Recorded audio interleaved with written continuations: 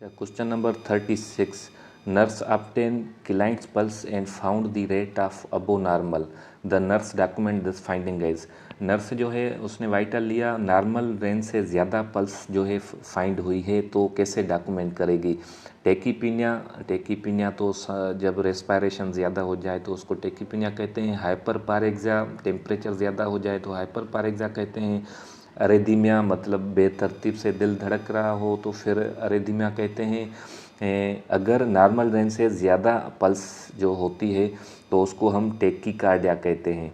ठीक है, tachycardia option में है ना, ये टेकीकार्डिया इसका राइट आंसर। अगर नॉर्मल रेंज से बिलो तो ब्रेडिकार्डिया कहते हैं, और नॉर्मल रेंज से अबो पल्स हो तो फिर टेकीकार्डिया कहते हैं। अच्छा, question number 37. The nurse is preparing to take vital sign and alert client admitted to the hospital with dehydration secondary to vomiting and diarrhoea. What is the best method use to assess the client temperature.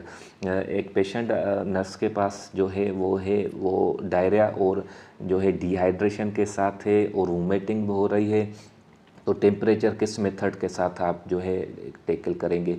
Oral तो नहीं करेंगे क्योंकि vomiting हो रही है। Axillary radial तो नहीं होता।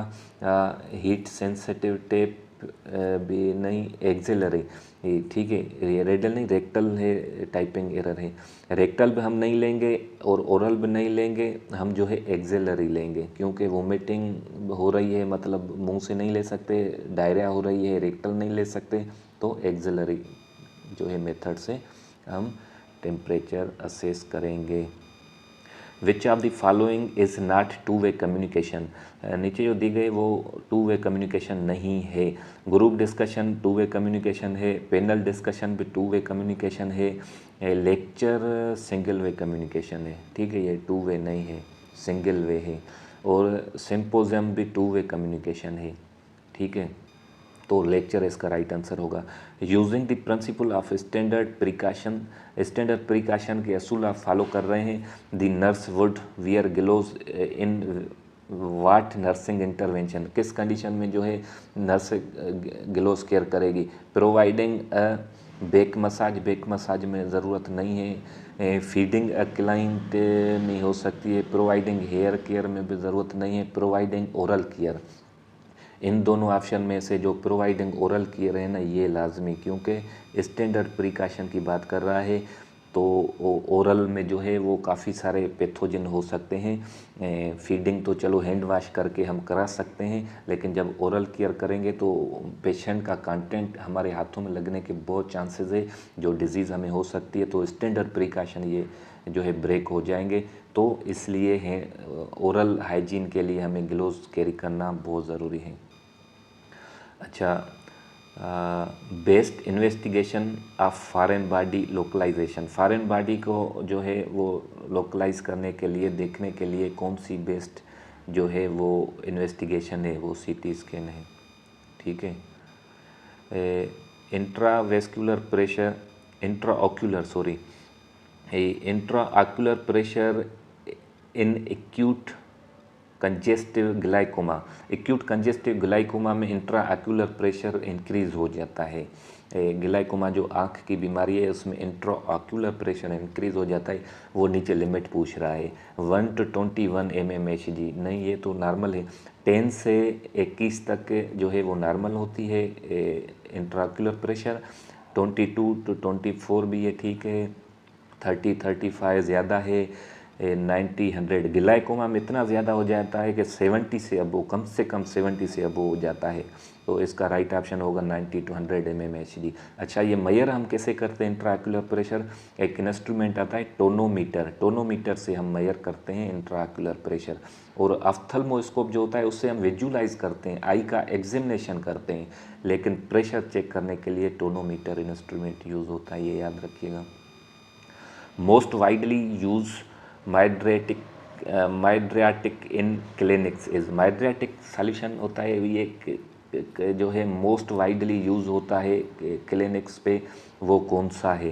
तो वो है फिनालेफ्रिन, फिनाइलफ्रिन, ये ऑप्शन ए में जो है। ठीक है, ये जो है मोस्ट वाइडली यूज़ होता है। Question number 43, which instrument used evaluate hearing acuity. Hearing acuity check करने के लिए कौन सा इंस्ट्रूमेंट यूज़ होता है? ओटोस्कोप। ओटोस्कोप से तो हम विजुअलाइज करते हैं, हम देखते हैं, ठीक है। ओटोस्कोप से आई के अंदर इनर ईयर को देखते हैं, मिडिल ईयर को देखते हैं, कोई वैक्स है, इन्फेक्शन है, विजुलाइज करते हैं। हियरिंग एड से भी नहीं, इलेक्ट्रोजेनेटिक वेव से भी नहीं। ऑडियोस्कोप। ऑडियोस्कोप टेस्ट होती है जिससे हम जो है हियरिंग एक्यूटी चेक करते हैं। अच्छा, और विजुअल एक्यूटी किससे चेक करते हैं? वो हम सिनेलिन चार्ट से चेक करते हैं विजुअल एक्यूटी, ठीक है। Examination of the external ear involve. External ear हम कैसे चेक करते हैं? Inspection and percussion. इंस्पेक्शन तो करते हैं लेकिन परकशन हम कान में नहीं करते, वो टेपिंग होती है, ये एब्डामेन में हम करते हैं, फेफड़ों के ऊपर हम परकशन करते हैं। परकशन एंड वाइब्रेशन ये भी नहीं होगा। Inspection and palpation, inspection and vibration, तो इसका राइट आंसर है सी। इंस्पेक्शन हम आँखों से देखते हैं एक्सटर्नल एयर को, और पल्पेट करते हैं, हाथ से पल्पेट करके सेंस करते हैं कि टेंडरनेस तो नहीं है, हार्डनेस तो नहीं है, मॉइस्चर तो नहीं है। ये हम इंस्पेक्शन एंड पल्पेशन करते हैं एक्सटर्नल एयर को। Which of the following is not a sign of cardiac arrest. ये नीचे दी गई साइन नहीं है कार्डियक अरेस्ट की। ये देखते हैं, heart dry skin, loss of consciousness. Loss of consciousness तो होता है कार्डियक अरेस्ट में। डायलेशन ऑफ प्यूपिल्स होती है कार्डियक अरेस्ट में। एब्सेंस ऑफ प्यूपिल होती है कार्डियक अरेस्ट में। हार्ट ड्राई स्किन नहीं होती, कोल्ड होती है, ठीक है। कार्डियक अरेस्ट जब होता है तो कोल्ड मॉइस्ट स्किन होती है, ड्राई भी नहीं होती, ठीक है। कोल्ड मॉइस्ट स्किन होती है, हार्ट ड्राई नहीं होती। Question number 46, the most common cause of shock is emergence situation is. Most common जो काज होता है शॉक का, इमरजेंसी सिचुएशन किस वजह से होता है? Cardiac failure, septicaemia, hypovolaemia, decrease arterial resistance. तो मोस्ट कॉमन जो शॉक होता है ये कार्डियक अरेस्ट की वजह से होता है, कार्डियक फेलियर की वजह से होता है मोस्ट कॉमन। अच्छा, 47, what instruction should the client be given before undergoing a paracentesis? Paracentesis procedure पे पेशेंट जा रहा है, कौन सी इंस्ट्रक्शन आप देंगे? ठीक है, NPO 12 hours before procedure, empty bladder before procedure, strict bed rest following procedure, empty bowel before procedure. तो इसका राइट आंसर जो है एम्प्टी ब्लेडर बिफोर प्रोसीजर, ठीक है।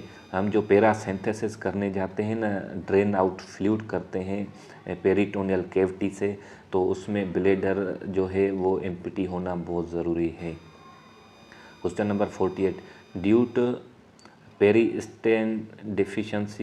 persistent deficiency of oxygen supply to the body, which organ may damage first? मुसलसल जो है oxygen की डिफिशिएंसी हो रही है बॉडी की तरफ, तो कौन सा ऑर्गन डैमेज होने के चांसेस ज़्यादा होते हैं? Heart and lung, brain and liver. Liver तो नहीं होती और लंग भी नहीं होते, ब्रेन एंड हार्ट ये दोनों सेंसिटिव ऑर्गन हैं। ब्रेन एंड हार्ट, दिल एंड दिमाग सॉरी, ये दोनों जो हैं सेंसिटिव ऑर्गन है, सबसे पहले ये डैमेज होते हैं जब ऑक्सीजन की सप्लाई इनकी तरफ रुक जाती है। तो while caring for a client who has undergone cardiac catheterization, it is most important that the nurse, आप जो है केयरिंग कर रहे हैं जो पेशेंट कार्डियक कैथेटराइजेशन में गया हुआ है, मोस्ट इम्पॉर्टेंट जो है वो क्या आप जो है इंटरवेंशन करेंगे? Provide for rest, administration oxygen, check the ECG every 30 minute, check the pulse distal to the insertion site. बिल्कुल ये डी इसका राइट ऑप्शन है। कैथेटराइजेशन, कार्डियक कैथेटराइजेशन के टाइम जो है वो चेक पल्स करते हैं distal to the insertion site, ठीक है। Question number 51, of the most common complication of myocardial infarction is, common जो कॉम्प्लिकेशन है मायोकार्डियल इन्फाक्शन की वो कौन सी है? हाइपोकेलिमिया, एनाफ्लेक्सिक शॉक, कार्डियक डिसरेदिमिया और कार्डियक इनलार्जमेंट। तो कार्डियक डिसरेदिमिया सबसे पहले जो है कॉमन कॉम्प्लिकेशन ये होती है। जैसे मायोकार्डियल इन्फाक्शन होता है तो कार्डियक डिसरेदिमिया होता है, मतलब दिल जो है बेतरतीब से धड़कता है। तो ये था 2020 का पास्ट पेपर। उम्मीद है कि आपको हेल्प होगी और जो है इंशाल्लाह आप अच्छे से अटेम्प्ट करेंगे। और all of student best of luck.